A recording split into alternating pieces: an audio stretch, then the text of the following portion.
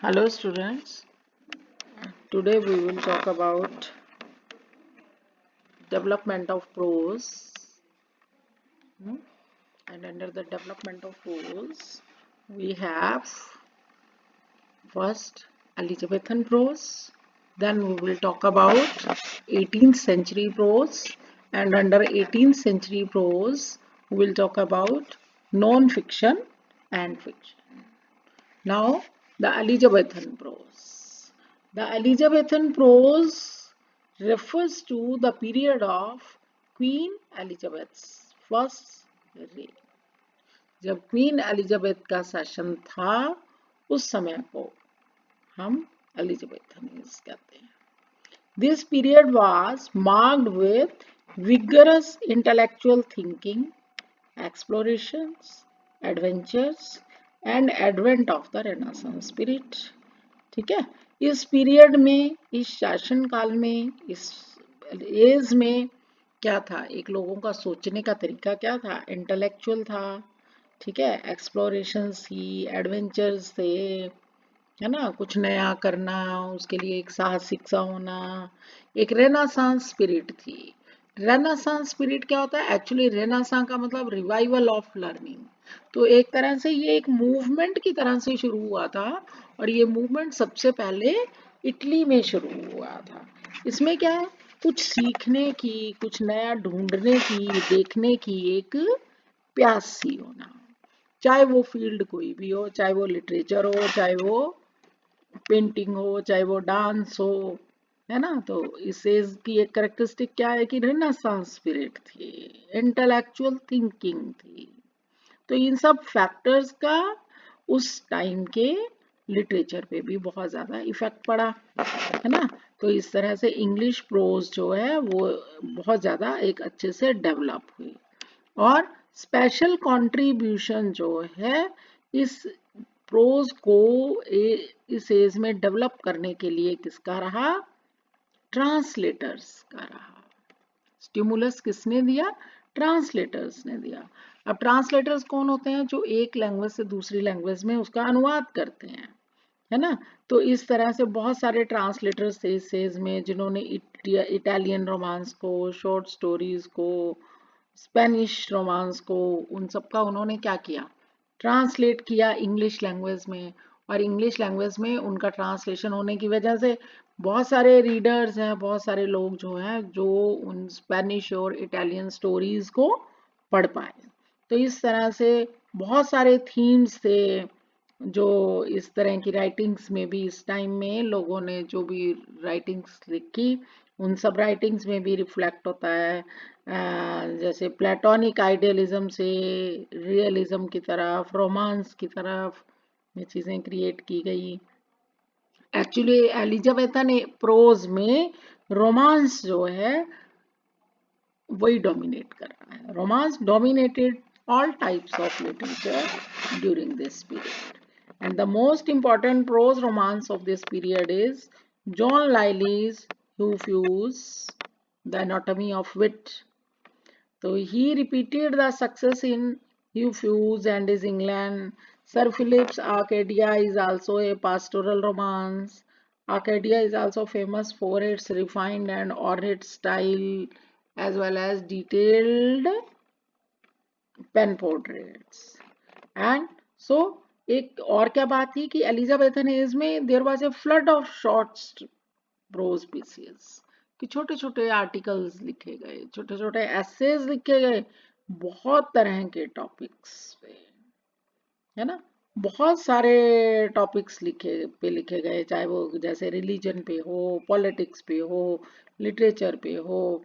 तो इस तरह से. और एक और क्या बात थी इस एज में, पैम्फलेट्स बिकेम वेरी पॉपुलर, है ना. पैम्फलेट्स जो हैं, पैम्फलेट जानते हो सभी क्या होते हैं पैम्फलेट्स. तो पैम्फलेट्स बहुत ज़्यादा पॉपुलर हुए क्योंकि जो प्रिंटिंग प्रेस है वो बहुत ज़्यादा सस्ती थी. ठीक है. तो इस तरह से पैम्फलेट्स बहुत इंपॉर्टेंट पॉपुलर हुए. And notable pamphleteers of this age include Robert Greene. Robert Greene का नाम सबने सुना होगा. He was a dramatist also, poet also, and he had written number of pamphlets also. ठीक है. उसकी शॉर्ट स्टोरी कोनी catching tracks, it became very famous along with his work. Friar Bacon and Friar Bungay. Thomas Delaunay was also very popular because of his realistic prose fiction. Though basically he was a pamphleteer and ballad writer, although his novel The Gentle Craft जो था इसकी वजह से भी वो एक successful fiction writer बने, है ना. And then Thomas Dekker, dramatist and writer of prose pamphlets, is also known for his lively depiction of London life, कि उन्होंने लंदन लाइफ को बहुत लाइवली वे से सजीवता से उन्होंने अपनी वर्क में दिखाया. ठीक है. तो लिटरेचर जो है एलिजाबेथन एज का, it was not entirely based on imagination. ऐसा नहीं है कि एलिजाबेथन एज में जो भी लिटरेचर लिखा गया वो सिर्फ इमेजिनेशन के ऊपर ही बेस्ड था, क्योंकि रेनेसां और दूसरे सोशल पॉलिटिकल रिलीजियस कारण थे जिनकी वजह से लिटरेरी वर्क्स जो है they were based on intellectual and artistic themes. Francis Bacon इस एज में बहुत ज़्यादा पॉपुलर थे और उनका बहुत ज़्यादा कंट्रीब्यूशन रहा to the development of English prose, है ना. Bacon publish the first edition of his essays in 1597 and terseness of expression, epigrammatic brevity, to the point बात करना, है ना, ब्रीफ में बात करना, ये एक इम्पॉर्टेंट क्वालिटी है बेकन के स्टाइल की. Then many writers focused on writing historical chronicles. तो कई राइटर्स ने हिस्टोरिकल मूवी लिखे, आर्टिकल्स लिखे. Chief among them are Walter Raleigh जिन्होंने हिस्ट्री ऑफ द वर्ल्ड लिखा. फ्रांसिस बेकन ने लिखा history of the reign of Henry six. Fox, है ना, chronicles of England, Scotland, Ireland जो किसने लिखा, रैफल हॉलिनशेड ने लिखा. तो इस टाइम पे एक और बात थी कि जो स्पिरिट ऑफ एडवेंचर है वो भी बहुत ज़्यादा स्ट्रॉन्ग थी, और लिटरेचर ऑफ ट्रैवल जो है ना, ट्रैवल को लेके भी बहुत लोगों ने बहुत काफ़ी कुछ लिखा. तो Richard हैकवुड्स principal navigations, voyages, traffics, discoveries of the English nation. So these are the best example of this genre. So in the field of theology, a great deal of important work was done. ठीक है. Richard hookers का जो है of the laws of ecclesiastical polity, it is also sober dignified work, है ना. Closely reason defence of the Church of England, इसमें उन्होंने England की चर्च के डिफेंस में लिखा है. So his book remains standard work of theology and is at the same time a classic of English prose. ठीक है. डेवलपमेंट ऑफ लिटरेरी क्रिटिसिज्म जो है in the Elizabethan age shows that people are beginning to be interested in the forms and principles of literature as an art. तो development of literary criticism ये भी develop हुआ, मतलब development of criticism जो Elizabethan age में हम देख रहे हैं. तो उससे हमें यूँ पता चल रहा है कि लोग जो है वो इंटरेस्टेड हो रहे हैं लिटरेचर की फॉर्म्स में, लिटरेचर के प्रिंसिपल्स में. ठीक है. So the best known of these treatise is Sidney's apology for poetry. तो सिडनी का अपॉलजी फॉर पोइट्री जो है वर्क वो भी बहुत ज़्यादा पॉपुलर हुआ इस एज में. और इसी तरह के और कई वर्क्स हैं जैसे William Webbe's discourse of English poetry and George Puttenham's arts of English poesy. तो ये वर्क्स पॉपुलर हुए इसी एलिजाबेथन एज में. तो हम कह सकते हैं कि एलिजाबेथन एज जो है it was a period of great literary activity and prolific writing.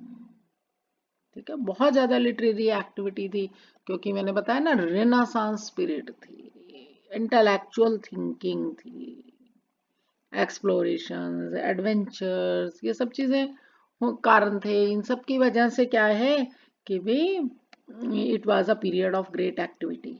Prolific writing, बहुत सारे अलग अलग तरह के टॉपिक्स पे लोगों ने लिखा, है ना, बहुत ज़्यादा लिटरेरी एक्टिविटी हुई।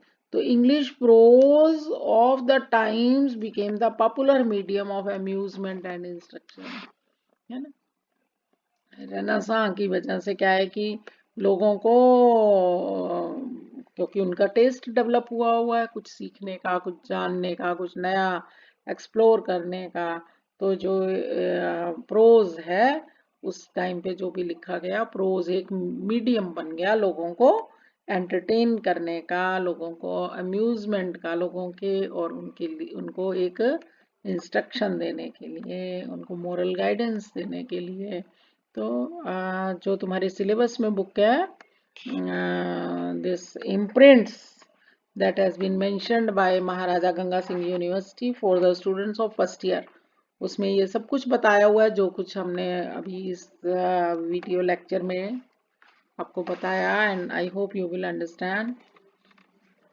Next part, the second part under the same head, development of prose, that is at 18th century prose, that we will discuss in the next class, next video lecture. Okay, I hope you understand. Thank you.